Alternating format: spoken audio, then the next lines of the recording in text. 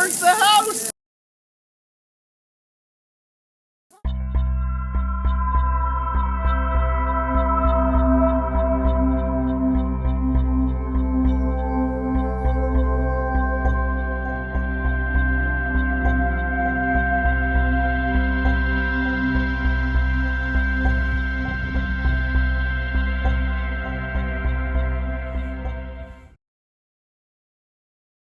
If I didn't have the experiences that I've had in this house, I may not believe in ghosts, but yes, I do.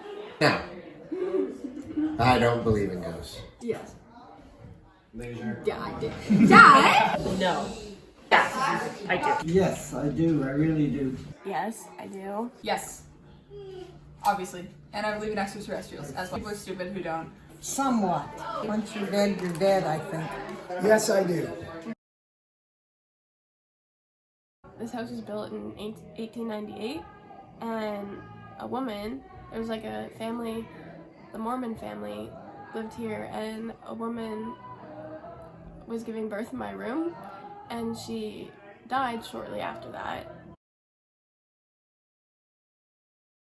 I have a story that everyone else thinks is creepy, but I think one of them did.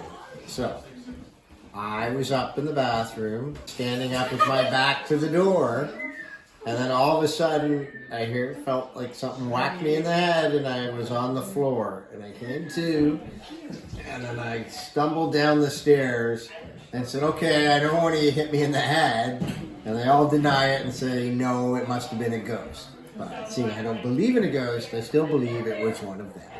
When you were a young wee child of 3 or 4, sometime when you could actually speak, but not very old, but your sisters, I was bathing in this very tub, which in fact actually at times when I bathed you in here, you'd look up at me when I was bathing you, and then you would look over my shoulder and go and smile, and it would be enough to make me go. Anyway, those things happened, but I've chalked that up to you just being weird. You say you saw a woman with yellow hair, so I don't know what that was. So I was bathing your sisters in here, and you came running in that door, and you were very excited, and you said, Dad, you gotta come quick. There's something spinning around and around in your bedroom. I can't see it, but my mind tells me it's there. And I was like, oh, stay here. And I finished up the twins, dried them off, and then, you were very excited just to show me what was happening in the bedroom, and I said, okay, let's go, and you went running around and down up into the bedroom, and you said, oh, it's not here anymore. And so I was relieved, and you were disappointed. And I was reading to you in this room after I put the twins to bed. So it's a little different now. It's messier, and the bed was here. I was here on this side of the bed, like so, on this side of the bed, and you were on this side of the bed. And your mother was at the show, so I knew she was going to be much later, and you jumped up all excited. Oh, Mommy's home! And I said, no, your mother's not coming home for hours. And he said, well, I just saw her go by in the hallway. And I was like, oh, okay. And so that was that. One of the first times I stayed here, I woke up in the middle of the night because there was this weird howling sound, and the cupboards and the doors were opening, and I walked around the kitchen and there was still no one here, but there was still that noise and things were open. And I just chalked it up to the house being haunted. I think that it's a very real phenomenon. There are so many things that prove that they are probably real. So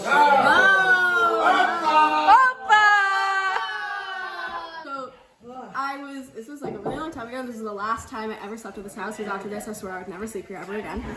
And I was upstairs in Olivia's room, which is the room that someone died in, and I couldn't sleep. And Liv was completely passed out, lying like flat down on the bed, so it couldn't have been her. And there were no animals in the room, and there was nothing like outside the window. But I was sitting there, and I just saw the shadow of this like girl, and I was just like, I tried to just ignore it, but it was literally there, like, it was just standing there, and it was great, and I couldn't sleep, and after that, I swore to never sleep in this house ever again.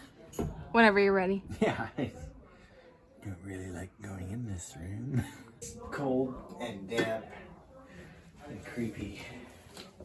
So, if you must know, this is the area where the question of the body and the crumbling is occurring. This is unnatural. That used to actually stand up straight, and it's coming out and around. So the basement, there's always been a lot of activity, weird, loud noises, banging, thumping, things knocked around, things never staying upright. And I always thought, it used to be, there was a tenant over here, and for some reason, even though I owned the place, I thought he had access to the basement, which he didn't. I used to think he'd come down and he'd be bashing and banging and thumping. I'd hear it. And so I asked him about it, and he said, no, I thought that was you. And I said, no, I thought that was you. And I'm like, no, I don't go down there. It was that side. So all I can say is that whatever was going on wasn't either of us, and there was no other way in by anyone else or anything. I was told, bring a box down. I took the box and I put it on the shelf. And I felt the shelf. Shelf was sturdy, solid. And I went, okay, we're good. Nothing's gonna knock that over. I turned, took a couple steps towards the door, and I heard whoosh. And I turned, and the box had dumped out on the floor, and there was a mason jar in the box. It hit the ground, and it was spinning towards me as I ran to the door, screaming, just stay in the basement. And it was the most scared I've ever been in my life. The hackles, people talk about the hackles that go up on your neck. I had every hair follicle standing on ends as I screamed, running from the basement, saying, please stay in the basement. My first encounter that I remember, I was ill one school morning and I stayed home. So like no one was here, the windows weren't open, I didn't have a phone or an iPad or anything that I could like, that would like play sound, and the TV wasn't on. I went in to brush my teeth.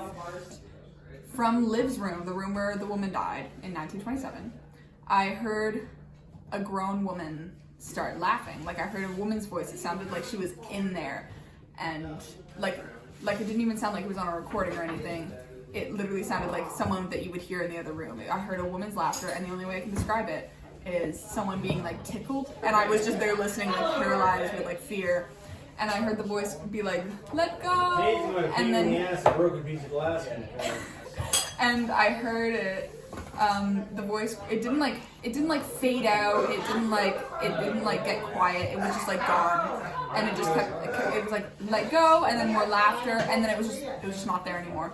And I stood there paralyzed with like fear, with a toothbrush in my mouth for like 5 minutes. And then I was like, okay, sure. Probably the freakiest one I know of is there was a guy that came here and he In 1998 or 9, was like, oh yeah, I used to live here when I was a kid. son of the owner of the house in the 70s. He asked if he could have a look through the house. He's very polite, cordial, and we're going out the front door, and I say, Have you ever heard of any like weird, freaky things going on here, ghost-wise? you know, woo! And he went, oh yeah. His demeanor changed. He's like, yeah, this house, yeah. And I said, well, what? He goes, oh, I don't want to talk about it, okay? I just don't want to talk about it. I pressed him, and I said, no, really, I'd really like to hear what you experienced. And he got irate, and he was cross, and he was mad, and he said, I said I didn't want to fucking talk about it. And he just left. Got in his car and screeched out down the road. My only experience I've had here is when I was here by myself one day, and I was at the bottom of the stairs, and there was a hollow light up in the ceiling, and it turned off on its own. And I don't know what happened. All the other lights in the house were fine. It was the only one that was affected, which was a little bit strange. And it's actually the light that's right outside of the bedroom where the woman died in childbirth, was it? So I guess I've had everyone else tell their stories. I go hang out with my friends, and we drive around our small town until like 4 in the morning. I go down to my room, and my door was locked from the inside. And obviously I thought that was very weird. And I remember like being so tired and so over it that I was like, hello, is anyone in there? I'm gonna go get a knife. If you want to leave now. So I go get a butter knife and just use it to unlock my door, because it's one of the simple locks. And I walk in and I look in my closet and I look under my bed, and I have my cubby in my room under the stairs, and I don't know why, but I didn't look under there. I just went to bed and I was like, if you're under there, please leave. I don't want to deal with this right now. So I go to sleep. It's fine. I wake up, my door is open, and I slept with it closed back then. I know I would always close my door, but it was open this time.